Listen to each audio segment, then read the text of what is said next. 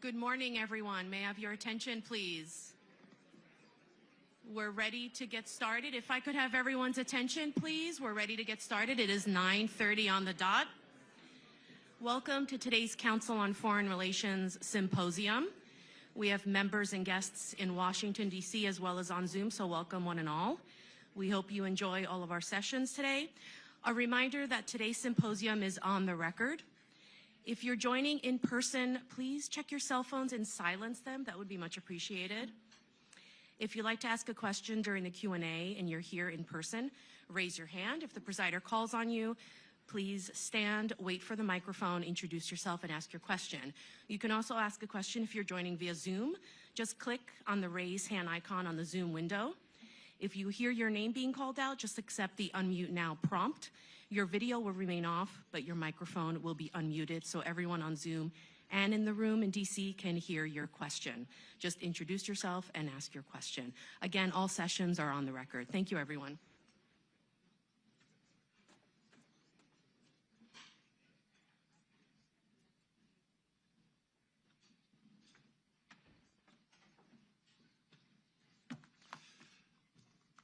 Good morning, everybody, and welcome. My name is Mike Froman. I'm president of the Council on Foreign Relations, and it's a great honor to welcome you here all today to our symposium on securing Ukraine's future.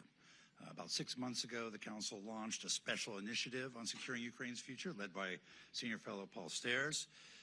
The initiative is really focused on 3 areas: achieving peace, how can a just and durable peace deal be reached; preparing for and realizing Ukraine's economic reconstruction and recovery, what needs to be done to boost economic growth and rebuild critical infrastructure; and thirdly, building a framework for Europe's long-term security.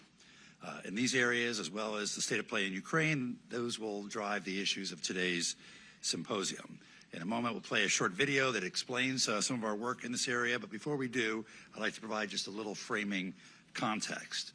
Russia's full-scale war in Ukraine just marked its 3rd anniversary, just a week ago, and President Trump is determined to bring a swift end to the conflict. Needless to say, we are meeting at a particularly dynamic time for the situation in Ukraine and the relationship of the United States to that conflict. And as a response to that dynamism, we have a full day of sessions in store for you, including this morning's keynote address on the path to peace in Ukraine, Ukraine and the future of European security, and reconstructing Ukraine. It's in that spirit that I have a great privilege of introducing this morning's speaker for the keynote discussion, General Keith Kellogg, Assistant to the President and Special Presidential Envoy for Ukraine and Russia. He previously served as the National Security Advisor to former Vice President Mike Pence and Chief of Staff and Executive Secretary of the National Security Council in the first Trump administration. And our presider this morning is Margaret Brennan, the moderator of Face the Nation and the Chief Foreign Affairs Correspondent for CBS News. We're also lucky to have her as a member of the CFR Board of Directors.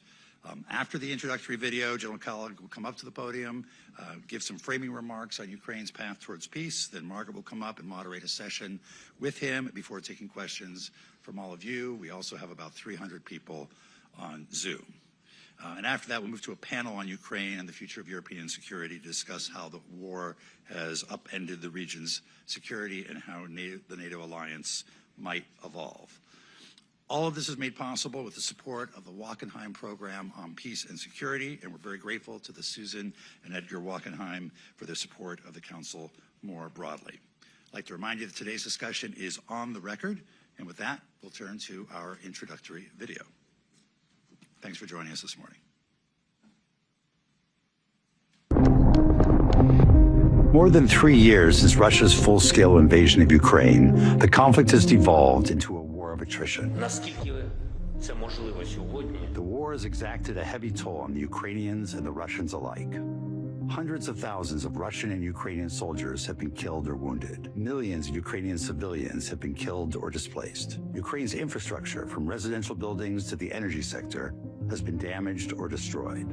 Against all odds, Ukraine has prevented Russia from achieving its initial objectives and maintains control over hundreds of square kilometers of Russian territory after a surprise offensive in the Kursk region last summer. But Russia continues to occupy some 20% of Ukraine, making significant gains late last year. Now, Ukraine's future and the broader transatlantic security relationship is in question. Say this, I believe I will be able to make a deal between President Putin and President Zelensky quite quickly. Here at home, President Donald Trump has promised to deliver a quick end to the war. The United States has benefited from the order and stability that's existed across Europe for the greater part of the last century. But questions abound about the United States' role as Europe's security guarantor and the future of economic and military assistance to Ukraine. At the same time, Europe has struggled to find its footing and step up to not only defend Ukraine, but provide for its own long-term security. A secure, sovereign, and prosperous Ukraine grounded in the West is in our interests. Losing Ukraine would undercut the strength of the transatlantic alliance and encourage adversaries to take actions against U.S. partners. It would also mark the first victory for the emerging axis of autocracies. There's never been a more critical time to inform U.S. engagement on Ukraine than now. That's why we've launched the Council's Special Initiative on Securing Ukraine's Future, led by Senior Fellow Paul Stairs, to analyze the various challenges the U.S., Europe, and Ukraine must overcome to end the war. The initiative focuses its efforts on the following issues. Achieving peace. How can a just and durable peace deal be reached? What are the necessary conditions for all parties? How can the United States best facilitate that peace? Preparing for and realizing Ukraine's reconstruction and economic recovery. What does Ukraine need to boost its economic growth and rebuild its critical infrastructure? How can this be achieved? What external support is needed? Building a framework for Europe's long-term security. How can Ukraine be integrated into the European framework? What does Europe need to do to deter Russian aggression in the future? What will the U.S. role be in the continent's security architecture? Since its inception in 2024, the Special Initiative has convened meetings with top experts and policy officials and commissioned actionable policy reports that provide innovative solutions for the conflict's most complex challenges. We've already seen the direct impact of our work. In 2025, we plan to continue this momentum. Securing Ukraine's future is not just about strategizing an end to the war within the next 12 months. It requires looking past the cessation of hostilities to tackle the long-term economic and security challenges for Ukraine, Europe, and the United States. In the months and years ahead, we hope you'll engage with us on this effort.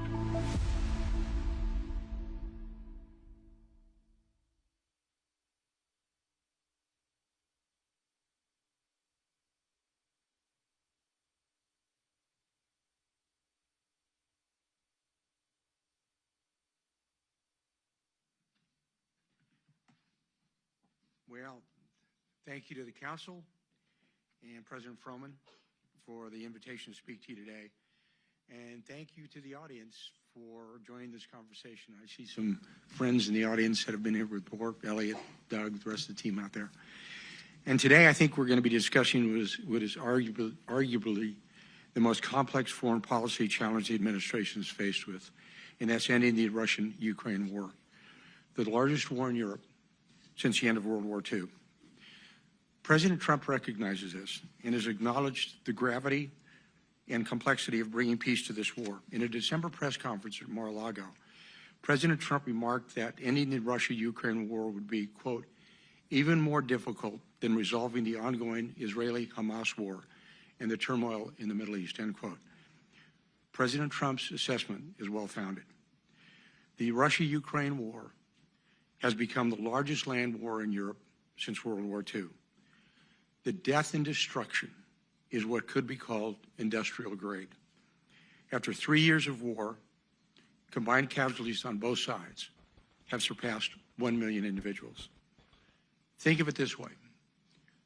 Just on the Ukrainian side alone, more soldiers have been killed, the Ukrainians, than the United States lost in the Vietnam War and the Korean War combined. Russia has over 490,000 soldiers deployed to Ukraine, a force that is larger than today's active United States Army. Russia has destroyed Ukrainian cities like Mariupol, a city the size of Denver proper.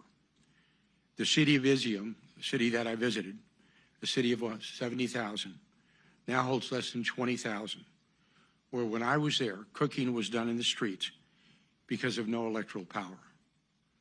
The hospitals were running on generators. Russia's actions have been a catalyst for a broader crisis throughout Europe, to include ongoing refugee, energy security, food scarcity, inflation, and defense readiness issues across the entire continent. I've seen the destruction of Russia's war firsthand, having visited Ukraine, including the Donbass region. While the kinetic action and direct military engagement of this war is bound to Russian and Ukrainian territory, this war is ultimately being waged by a competing alliance structure who are all proxies to this war. Russia's war effort has led to a deepening of alliances with the Chinese, the Iranians, and North Koreans, where the Europeans are supporting Ukraine by proxy, in a simple fear that if Russia is not stopped in Ukraine, the war will spill over to the rest of Europe. Recently, spending 3 days at the recent Munich Security Conference talking to them, their fears and concerns look palpable. So when we discuss the complexities of ending this war, it comes from an understanding that bringing this war to a conclusion not only requires mitigating the root causes of the Russia-Ukraine war itself, but it ultimately entails the United States and European allies confronting a global adversarial alliance structure. Our allies in Europe claim they will pick up any slack in support, but also openly proclaim that the United States must be involved.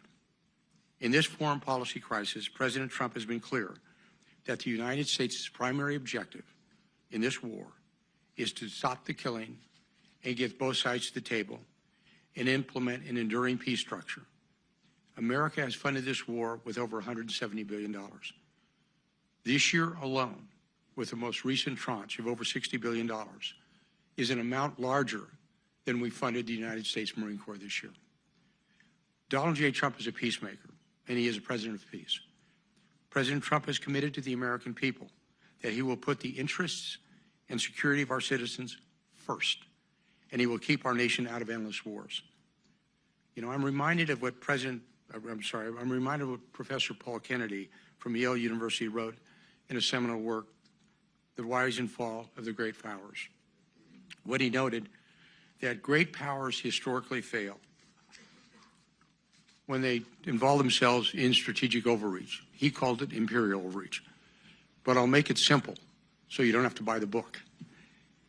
When a nation is concerned about filling somebody else's potholes, then their own potholes, they fail.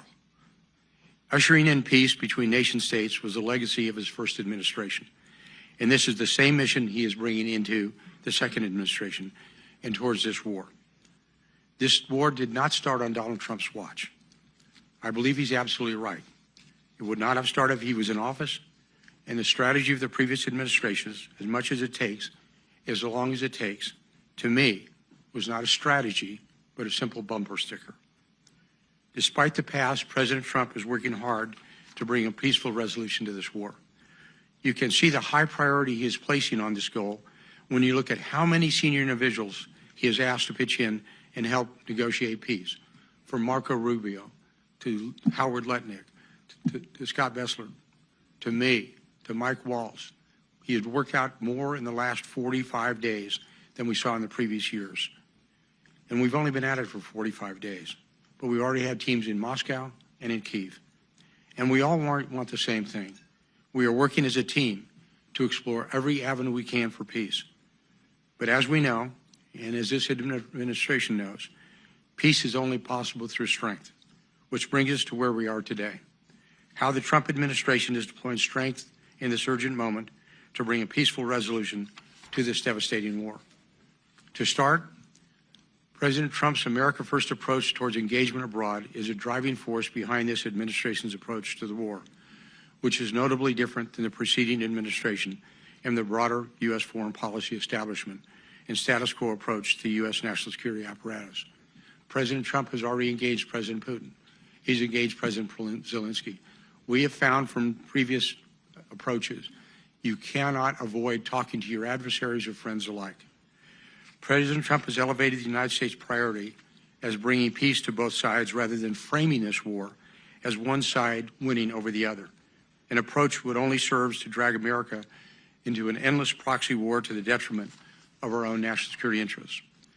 When President Trump was asked in May 1923 2023 town hall if he wanted, quote, Ukraine or Russia to win this war. He responded by saying, I just want everybody to stop dying. This statement was not only a public commitment to peace and a commitment to keep our nation out of an endless war, but it was a proactive signal that the United States would serve as a positive force in bringing a resolution to this conflict. We saw this very approach towards that war play out in the recent Oval Office meeting between Presidents Trump and Zelensky last Friday. And I had a ringside seat, standing right behind the Vice President and Secretary Rubio. What happened was two nation-state leaders coming into a meeting with objectives that were clearly not in alignment with one another. And there was a disconnect publicly between the goals of the two administrations. President Zelensky approached this engagement with President Trump as an effort to get the United States to co-sign on the U.S.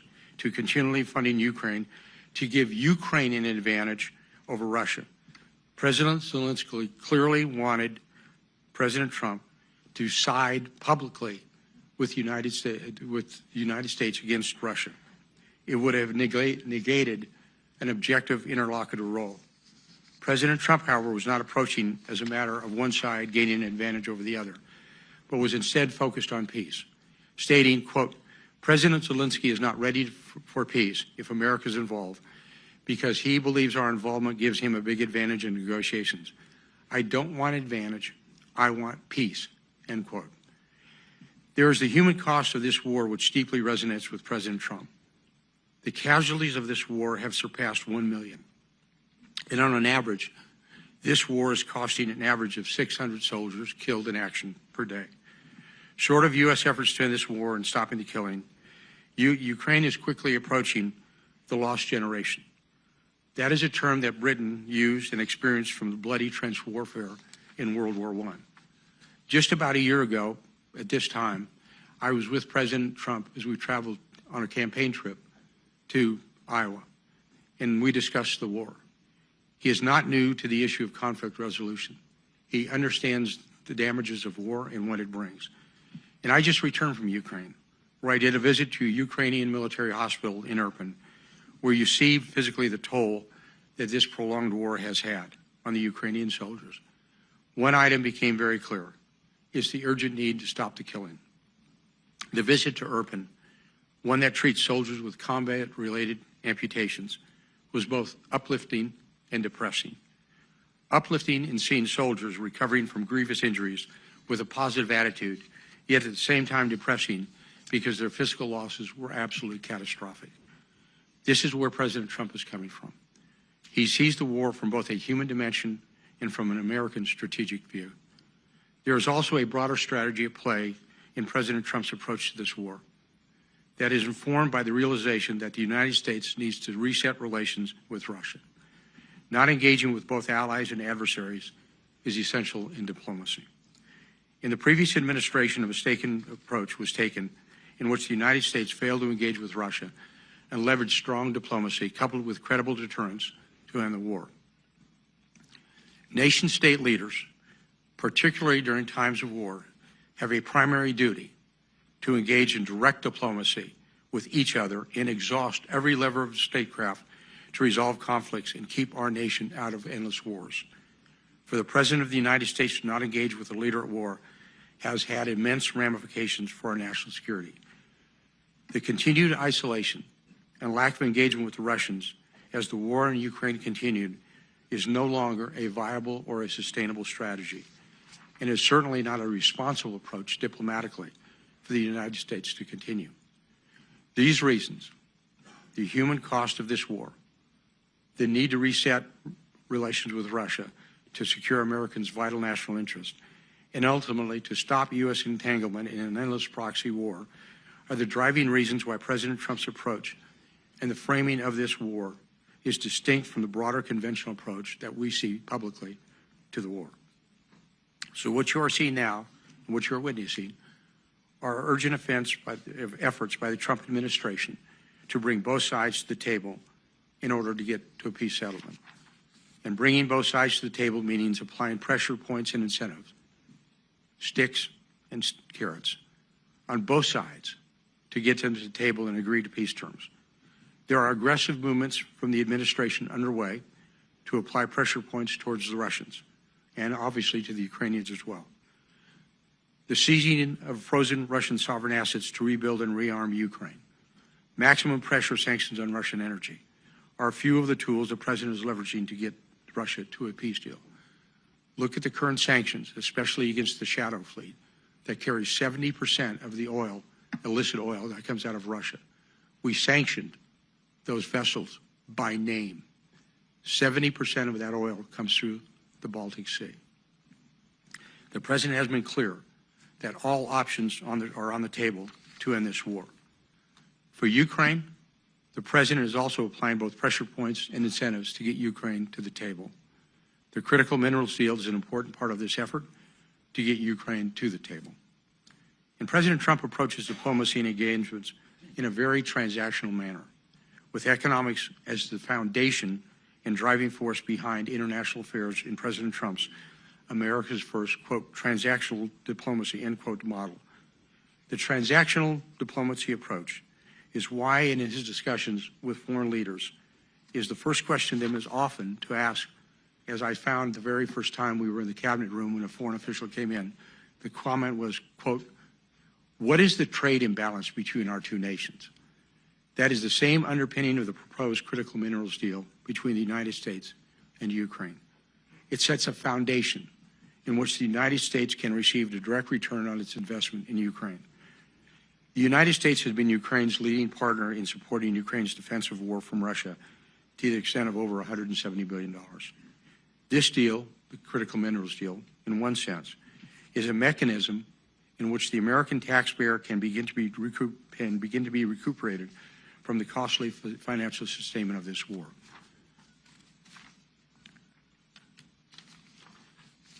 More broadly, however, this critical minerals deal also offers a partnership deal between the United States and Ukraine, which can underpin a security architecture for Ukraine going forward.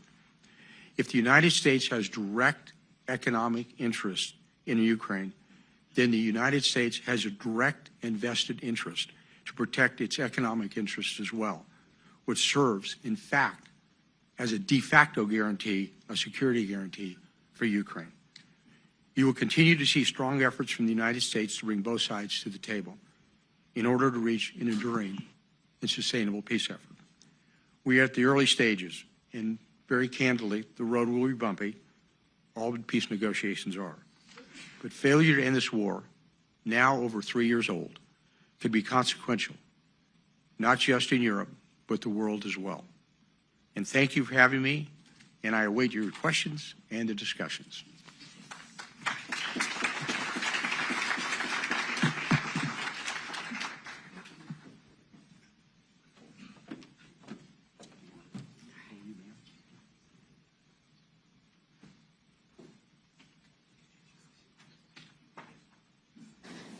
Thanks to all of you for joining this morning, and thank you for your remarks. Thanks. For all of you here, we're going to have about 25 minutes of conversation before we open it up to questions from all of you. So this meeting is on the record, and I see my fellow reporters in the gathering here. There are a lot of very specific questions. I know you don't want to talk in specific terms, but we have seen just such a flurry of news in the past 24 to 48 hours from the administration, including the CIA director just yesterday going on Fox News and announcing that intel sharing with the Ukrainians was being cut off. My network, CBS, is reporting that's all intelligence sharing, including targeting data for U.S.-provided weapons like HIMARS. There is some defensive intelligence being allowed for Ukrainians to protect themselves. Last night, European Command also issued a statement to CBS saying that there is a pause to security assistance to Ukraine, including what was already in train from the Biden administration. So that's on top of the pause of the $3.85 billion that President Trump just issued. What is the intention here? What is the specific ask that Ukraine has to deliver on for all of this to be lifted?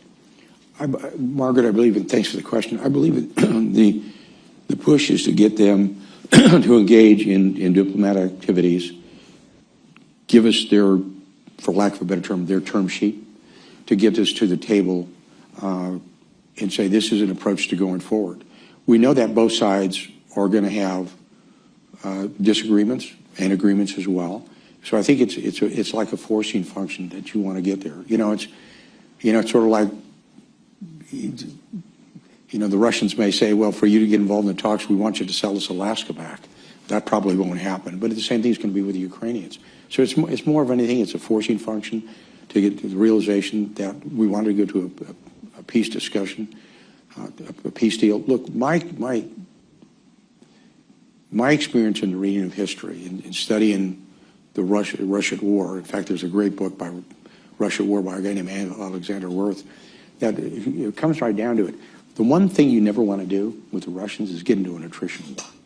I mean, this is the same nation that in World War II lost 70,000 troops dead in Stalingrad in 6 months and continued to fight. So you have to kind of think of it, how do they look, how do we want to go to, and you don't want to get into a war like that. So again, bottom line, it's a forcing function to get them to the table. But that's a pretty major concession to Russia to constrain Ukraine's ability to target and hit Russian forces. This pressure really seems to be directly impacting potentially what they can do on the battlefield. Yeah, but this is one of those, very candidly, they brought it on themselves, the Ukrainians. What I mean by that, look, when we were in the Oval Office last week on Friday, and I'll kind of give you the background a little bit of it. When we talked with President Zelensky before that meeting, there were 13 U.S. senators at Hay Adams. And we said, okay, this is like stage managing. This is what you want to say. It's basically going to come in. We have a precious metals deal. You're going to sign the deal. You're going to have lunch, have a press conference, exit stage right, and you're good to go. We continue to go. What happened became a very combative press conference that went on for almost, 50 minutes. That caught everybody a little bit by surprise. I was right there. And I think what happened is they said, wait a second, this is not what we thought this was going to be. You don't negotiate peace discussions in public. You don't try to challenge the President of the United States in the Oval Office that, in fact, you need to side with me and not the Russians. You don't become an independent interlocutor if you look at something like that. And he was forewarned. It's not like President Zelensky was not made aware that this is what we wanted out of the Ukrainians, to basically say, go here, it sets the next stage, it opens up, it goes forward. So I don't blame the President of the United States at all. I think he made a decision, as he is the Commander-in-Chief under Article 2, Section 2, that he wanted to do. And it's sort of like saying, okay, this is where you want to go, we're going to play it real politics. So President Zelensky has at least twice now said, though, that he is willing to sign that deal, that he left the White House without signing after he was kicked out. He's also offered some public remarks that seem somewhat contrite, conciliatory. What does he need to do to turn the intelligence and weapons back on? Or is that off the table entirely? Is the U.S. position now that we do not support Ukrainian military operations against Russia? No, look, I'll give the second part of the question first. Is look what President Trump said in the State of the Union. He was very magnanimous. He was very magnanimous in the Oval Office. And it's very clearly, he's going to, basically there's a pause. He didn't say it was over. He said it was a pause. Of it. And how long is the pause? Well, here's where, and I'll answer the first part of the question now, because it's a great question. Look, my experience working with him is, it's sort of like if all of you have a contract. You sign a contract for a car, for a house. Before you go forward, you have a signed contract. And part of it now is, okay, sign. The reason he came to the White House was to sign a document that was going to say, this is us going forward. It's not signed. My point would be, and my personal belief would be, you don't move forward until you get a signed document, period. When we get a signed precious metals deal, and he had an option to do that when I was in Ukraine, and they didn't do it. They had the option to do it last week and didn't do it. I wouldn't do anything until we said signed document. But he's offering to do it. Pardon? He is offering publicly, at least, to do it. There's a difference between offering to do it and doing it. What's the holdup now? Sign the document. Can he docu-sign it? Can he email these things? That's a great question. Because that seems pretty quick to resolve. But it's like, you know, who was going to sign it? It was Secretary of State Marco Rubio. He's the chief diplomat in Sibilia from Ukraine, or is it, you know? Is that where we are now? It's the protocol that's being negotiated? I think the protocol is you sign a document, and then once you sign the document that you want to go forward, that you're serious about it, then I think you can move forward. And I think we've seen too many, you know, starts and misses as we go forward on this. And I think that's part of the issue, is how serious are you to get to peace discussions? And you look at the public comments and you look at the private discussions, and it's one of those, this is over to you. You figure it out. By the way, this is not something that is unusual. When I was in Kyiv 2 weeks ago, I was very clear to President Zelensky the outcome if we didn't have a signed agreement. I was blunt, unclear, that this was a thing that could have happened. Sometimes, and I will be very honest with you, some people always misread the room with President Trump. And you better understand when you play with President Trump where he's going to, and what he's, you know, when he goes for some type of a deal. And what happened is President Zelensky, he misread the room last Friday, and I think he misread what I was telling him when I was in Kyiv as well. That sounds personal at this point, rather than strategic. No, well, I think it is strategic. It's not personal at all. I think what it is, it shows a negotiating style. It shows an understanding of what you're presented with. And it's basically that's how negotiations work. Negotiations are a lot of times personal. I mean, when you go back historically, when you look at, you know, negotiations, how they've been solved, they are done personally. You know, go back to what happened in the Treaty of Portsmouth with Teddy Roosevelt, between then the Russians and the Japanese. It was his personal involvement on a personal level that caused the Treaty of Portsmouth to eventually be signed. And I look at it, when you look, I don't care if it's Henry Kissinger and Lee Ductot or whoever's out there, they're always personal, but I think there's underlying themes behind them. But to be clear, once we get through the protocol and the signing of this economic agreement, which is what the Treasury Secretary calls it, not a minerals deal, does the intelligence switch back on? That's up to the President of the United States. So it's not necessarily do this and this is the result. No, it's up to the President of the United States. I am not the President. I didn't get a single electoral college vote. It's up to the President, and he's the Commander-in-Chief, and he's the President, and I would never, ever speak for the President. It's going to be his call. Well, I'm asking that because it's confusing, frankly. You know, I had the Treasury Secretary on Face the Nation on Sunday, and he had previously described the minerals and economic deal. He said, I was wrong when I called it minerals deal. He said it's an economic partnership deal. But he said that initially was a building block towards peace. After the Oval Office confrontation, he said, now we need peace before we see the economic deal. That was Sunday. I know things change really quickly, and there are a lot of cooks in the kitchen. But what is the position now? It still sounds like it's an open question if U.S. military and intelligence support for Ukraine will ever be turned back on. Is that right? Well, I look at the word and define the word pause. Pause did not, the President of the United States did not say it is ended. He said it is paused. That is transitional. And he is the one who makes the decisions. No one in the administration, none of us, should ever try to speak for the President. That's his call. And I would leave it up to him to make the decision when he thinks it's equitable or when a pause should be lifted. But to me, Margaret, I think he's got a great team of advisors around him, from Marco Rubio to Scott to Howard to Mike Waltz, to that whole team that you see there. It's a synchronized team. We're all in sync together. We're all talking about it. The lines of communication are open, but we all say, one guy owns this, one guy runs this ship. You know, I'm a Westerner, you know, and a Westerner, you've ever heard the term, you ride for the brand? You know, if you ride for the brand, the trail boss is Donald J. Trump, then you ride for the brand, you're with him.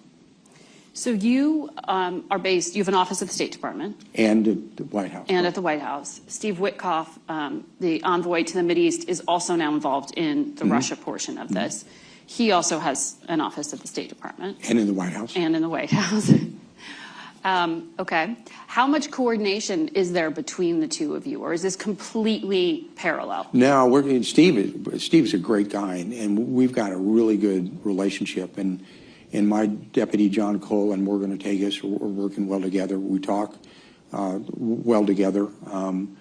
My offices in the state are on the 7th floor. His are on the 5th floor. I know where his offices are in the White House. And we're in sync together because we understand the importance behind it. And I think what's happened is because the relationship that Steve has on the Russia side, that actually started because of MBS, Mohammed bin Salman, the Crown Prince in Saudi. And he brought in Kirill Dmitriev, who is the interlocutor with Russia. He runs the Sovereign Wealth Fund. And so he brought them together. So it made a lot of sense to strategically say, okay, with Steve, and I'm talking with Steve, is Steve, you run this lane really hard, and I'll run this lane really hard, and we're like this together. We're talking about it, and we're sort of comparing notes that we want to be and providing that. And Marco Rubio made a great point when he was asked about it, because he was asked on a program about in the special envoys. The beauty that Steve and I have is that's all our focus is. I'm focused on this and he's focused on that. We build our teams out that way, and it makes it really good. So that's a long answer to a short question, but Steve and I are in sync. We're together. We talk. We're on speed dial with each other, and our messages are basically coordinated. So Envoy Witkoff was on Face the Nation recently when I was asking him about the 3.5-hour meeting he had with Vladimir Putin, which I think all of us would love to be a fly on the wall for that one. He said he went by himself. There was no foreign service or intelligence officer with him. There were translators. He said 2 in the room. Were those U.S. translators? I don't know. When he did that interview... If you say he didn't have any with him, probably not. That's what he said. Yeah. Yeah. So were there notes from that meeting? Is there any record? I wonder, because that's an extraordinary amount of time with Vladimir Putin. Yeah, there were notes that were brought back, that Steve brought back. And so we are aware, it's sort of like a quid pro quo, where you want to go and what you want to do, and the discussions that were made. And it's their term sheet, essentially? Well, I use the term sheet, and term sheets, the answer is, yeah, in generalization, but it's like when I say term sheet, that's when I kind of made, obviously it wasn't a bad joke, but the fact is, like, they want Alaska back. Nope, not going to happen. But we have an indication of where the Russians are, and we want to do the same thing with the Ukrainians as well. And to me, we had a wonderful opportunity to get there. So lost it. Envoy Witkoff said on a different network, but I read the transcript, that the framework for a peace deal between Ukraine and Russia is the Istanbul Protocol Agreement. Yeah. Is that the framework you are working with? No. Here's why. We both work from different, that came out of the Russians, said maybe you go there. To me, when you look at the Istanbul Accords, that happened 30 days after the invasion.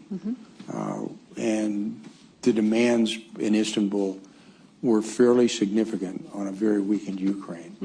And here's where I will agree with what Steve said. And Steve said it's a departure point. I think that's a good word to use. It's a departure point. At least but I think you have to look at those.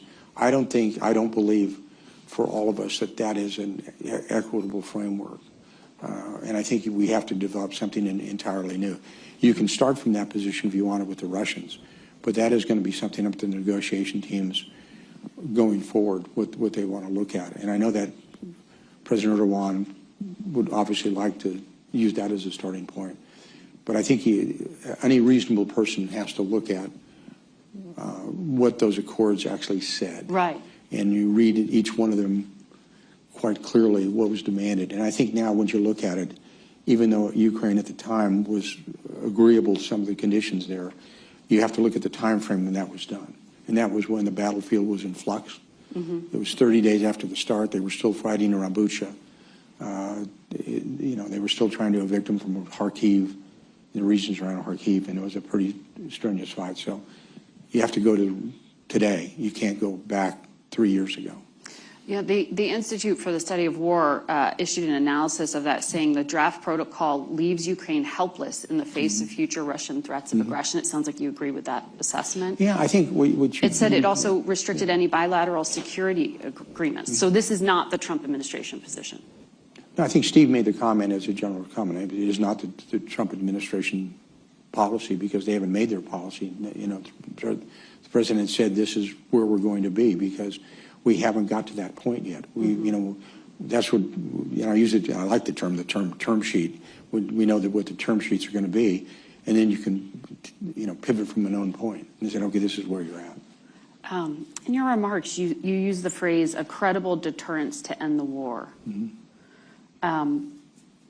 In your mind, and you have a military background, obviously, what does that mean? Because that could be interpreted as a security guarantee. Yeah, well, I think when you look at it, there's a tendency to default to kinetics. When you talk about a security guarantee, that means 50,000 or 100,000 or 80,000 troops right on the border, right on the line of contact. It is more complete than that. I think you have to look at it when you talk about security guarantees. It's not only the kinetic piece, the military piece, which is clearly important, but it's also the economic piece, the sanctions. What are you doing with the frozen Russian assets? There's $300 billion sitting in Belgium right now. What are you going to use those with? And primarily, that's oligarchs' money. Do you want to seize that? Pardon? Do you want to seize that? I think you have to have that President Putin needs to understand those assets that can't be seized as long as the Europeans are willing to do it. And that's going to be up to the Belgians to want to do that. But it's also diplomatic as well. And I think part of this process is it's an unusual process in the sense that we were not confronted with this 4 years ago. You know, when 4 years ago you looked at North Korea, was think of a quad chart. The North Koreans were over here, the Iranians were over here, the Russians, you know, were over here in working that issue, and the Chinese were over here. Well, now they're all together, and they're all together. You actually got a defense arrangement between the Russians and the North Koreans. North Koreans are fighting outside of Kursk right now. I mean, conceptually, you could see that if there's a war in the Korean Peninsula where over 20,000 U.S. troops are, you could see Russian troops fighting because that's part of the agreement. And I said, we weren't confronted with that 4 years. It's a brand new arrangement. And so what President Trump did before is he kept them all segmented. It's sort of like the game of whack-a-mole. That every time a mole would come up, you whack it down. Well, all the moles came up. And now we've got to figure, okay, how do we deal with this? Nestor made the comment about geostrategically. This is not just a European problem. This is a global problem. And I think we have to approach it that way as well. You can't just isolate Europe. So that's going to be the issues going forward, and I think the president appreciates that. And it's something that we appreciate. Steve does, I do, Secretary of State Rubio does as well. That we've got to stage manage this in a way that protects U.S. equities into the future. So does credible deterrence mean that the Trump administration would backstop European peacekeeping forces? That came up in the Oval with the Prime Minister of the UK, and it wasn't clear what the U.S. answer was. Well, I think that's part of the discussion we're having with the Europeans as well. When you talk about what does backstop look like, define your terms.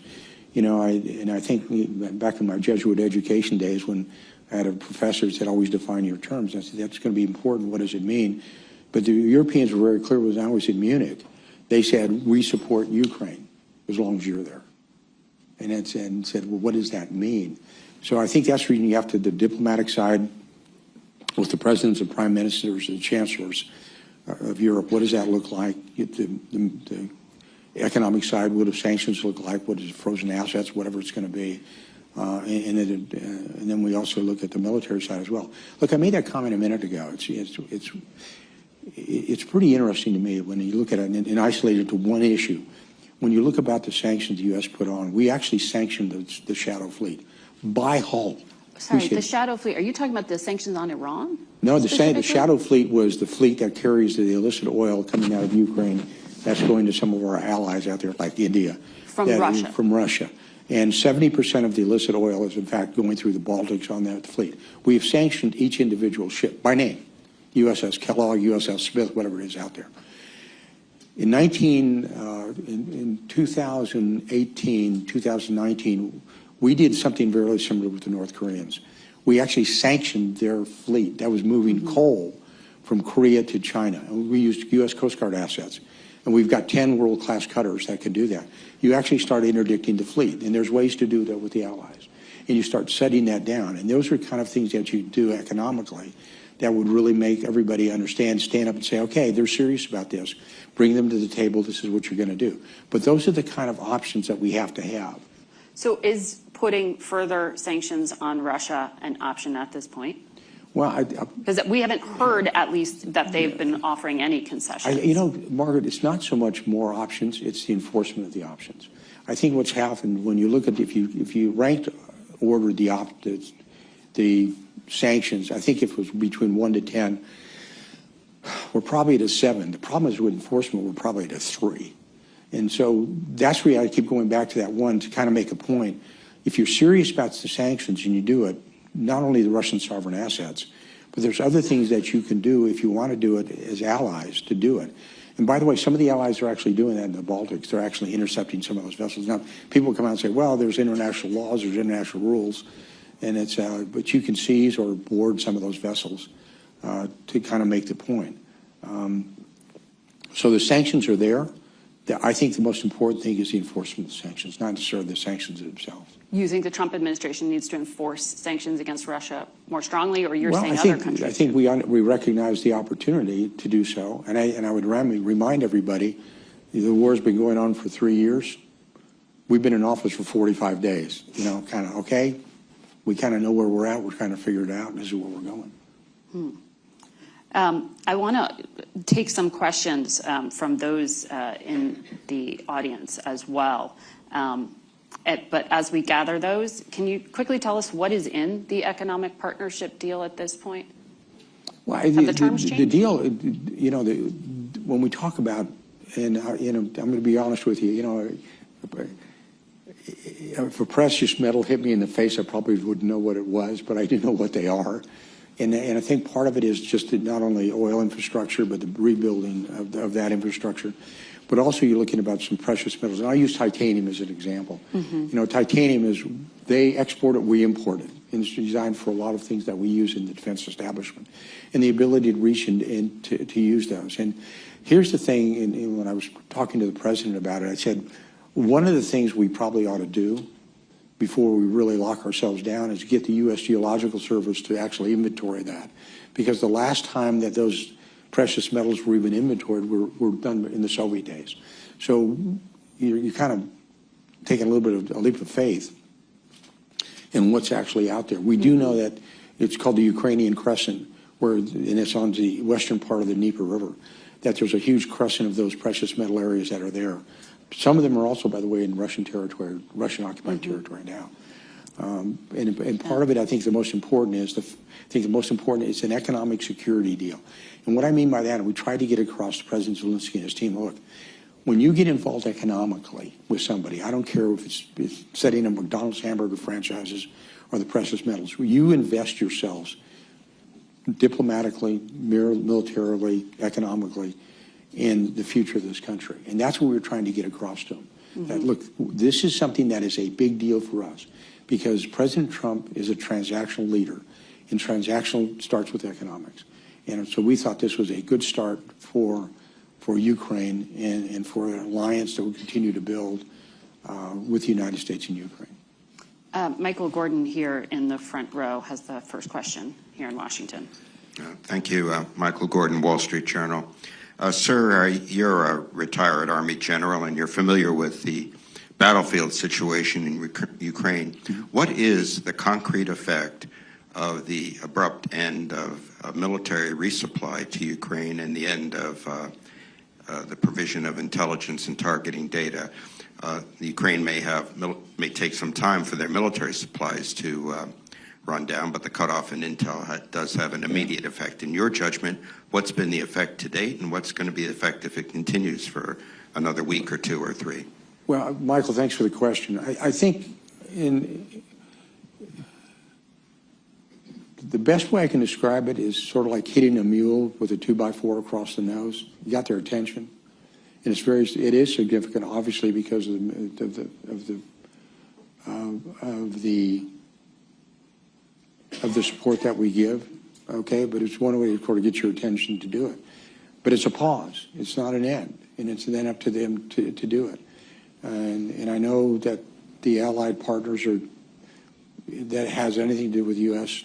support as well are kind of paused as well. So anytime as a military person, anytime you displace assets, primarily from the intelligence community, it's pretty significant. And I'll use unclassified reports. There are certain reports that allow certain aircraft that allows people to see deep, that we basically said this is unclassified reports on the news that have been withheld out there. So it's like, okay, what do we see with their aviation assets, the Russian aviation assets? What does it mean? And I think that's important. But it's sort of like, okay, we're trying to get your attention. Okay, this is serious. This is what the support means. They understand it. You know, we had John Ratcliffe's counterpart, Malyuk, was here last week. He knows, Ratcliffe knows. I made it very clear when I was in Kyiv, the potential for this. It was almost like, well, okay, we hear you. Well, okay, no, we're serious. We're deeply serious about this. And it's not to let them know that it wasn't that we're not serious. We let them know that this president is very serious about it, and we're going to end this war. And this is one way to make sure you understand we're serious about it. So is it hard? Of course it is. But it's not like, Michael, it's not like they didn't know this was coming. They got fair warning it was coming. I told them, and they were told last week as well. It sounds like you're saying there is going to be a significant impact on the battlefield. Do they have enough gear to get them until the summer? I think we're okay. I think the pipelines, you know, they have an ability with the assets they've got to continue to prosecute the fight, to do it. But let's be obvious. Let's be clear about it. I mean, as a military person, I don't care who you're supporting. I don't care if it's Uganda or Rwanda or whomever. If you take away support like that, of course it's important. We know that. But that's one of the reasons why it was done. It's almost like, you know, can I give you an example, a personal example? And, you know, I've got two granddaughters, and their nickname for me is Pop Pop, okay? And sometimes when I talk to them, I'll stray. You know, I'll go, and they grab me like this, and they say, Pop Pop, listen to me. Okay, this is one of those, listen to me. We're serious about this. And you need to understand we're serious about this. And this is one of the ways we made sure they understood. And I think as a result of that, they realize we're serious. And they need to get serious about it as well. You know, that Michael, and to go back a week, that 50 minutes in the Oval Office was entirely preventable. President Trump was very magnanimous in that for the first 30 minutes. I'd ask you to go back and look at the tape, not once, but 2 or 3 times, and everything he did. And that went, as the term is, that went south real quick. Mm-hmm. Jill here in the center of the room. Thank you very much, General Kellogg. Jill Doherty from Georgetown University. I wanted to ask you about Russia. I believe you said that the administration has seen a change in Moscow. Could you define exactly what that change is? Because at least publicly, it appears that President Putin has the same demands now that he had 3 years ago, which would be essentially territory. They keep what they've got, even if they don't hold it. Zelensky goes, and no NATO, and there are probably others. But can you tell us specifically what is the change in Moscow? Yeah, you know, that's, you know, it's a great question, because I think what you want to do, you have to, you know, I think leaders have to talk with one another. And President Biden didn't talk to Putin for over 2 years. President Trump has. So starting the changes, we're talking. That doesn't sound like much, but it's important that you've got leaders talking. The second is, of course, they're going to make their term sheet large. That's the reason I made that comment about Who knows what they're going to ask about? But that's a starting point. It's not an end point. You know, I go back at the start of the SALT negotiations years ago when I asked the leaders who were running the SALT negotiations. Ed Rowney was one of the guys who led that. And he said, understand how you negotiate with the Russians. You know, when you come into a room, 2 doors, you come into a room. You know, Americans come into a room and negotiate, we walk halfway across the room. The Russians come in, they stand on the side of the wall. So what do the Americans do? We go we go another quarter way across the room. And we understand how they negotiate. We know what's going to happen. But the fact is that their talking is very, very important. And I think that's the first step. So when you say there's a change, they're willing to talk about it. And I think, so when it's not necessarily what the terms and conditions are. Look what President Trump has said about that. I mean, he's been pretty good about what he said. He said basically all options are on the table for the United States where it wants to go. And he's made that very, very clear to President Putin when he talked to him and when Steve Witkoff talked to him as well. So I think the very fact that you're starting to talk is important because you don't know where they're at until you get that term sheet.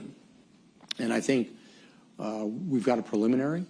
We kind of know where they're coming from and knowing what they want to do. We kind of need the same from the Ukrainians. And then you kind of put them together and you say to the president, our president, okay, Mr. President, this is what it looks like right now. This is what the picture looks like. Now this is where we think, as a team, this is where we think that you can give and take and where you want to go. So are we down to the absolute end state? No. But remember what President Trump said. He actually talked about the potential of getting territory back from the Russians. He said that. That's a public comment from him.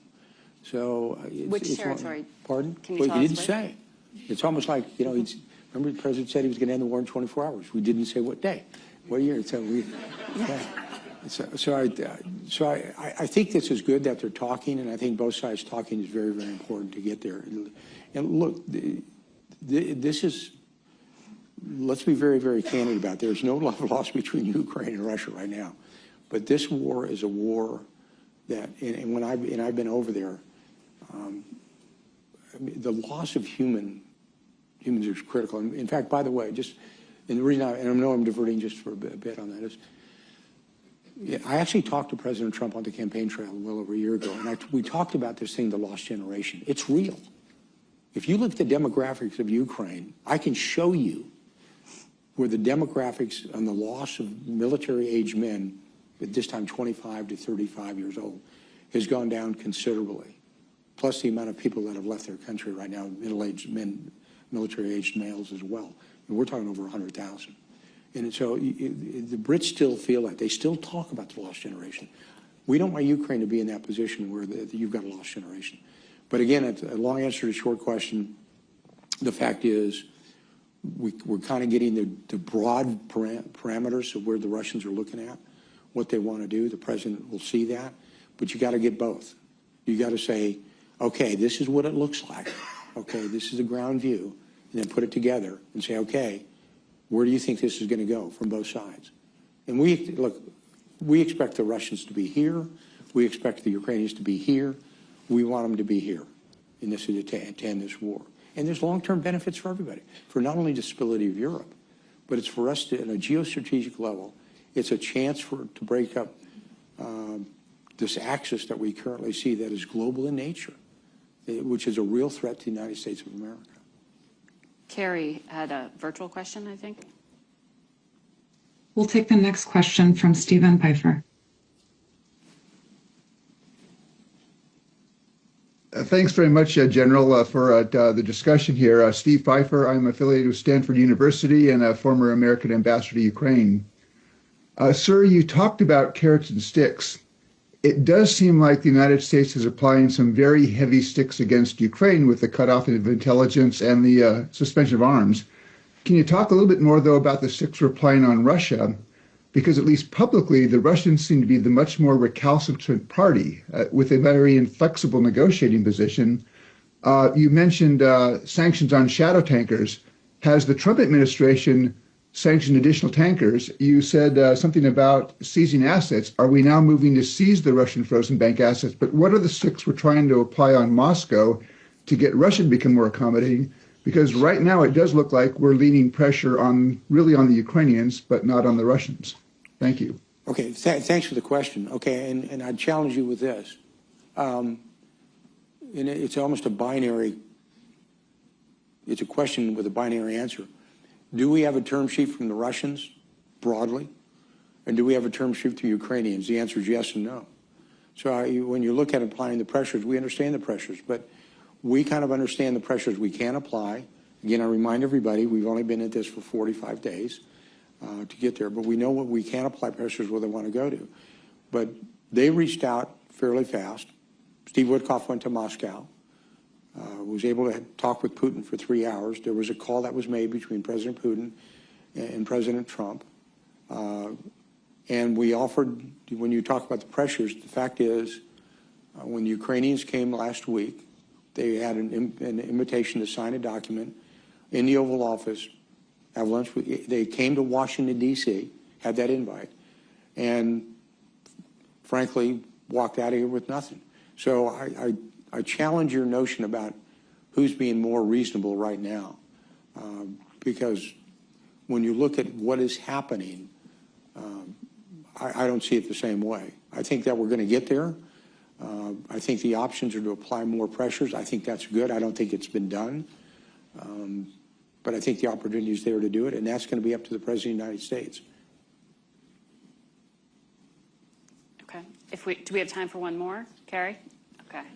I'm going to go wrap on time up here. But it sounds like you have a lot of people here who want to talk to you. So I'm gonna leave it here for us today. Thank you all virtually for tuning in. Thank you, General Kellogg, as well, for your time and for taking questions. The video and transcript of the symposium will be posted on CFR's website, and you can join for Session 2, Ukraine and the Future of European Security, beginning 15 minutes from now. Thank you. Thanks, Margaret. Thank you, General.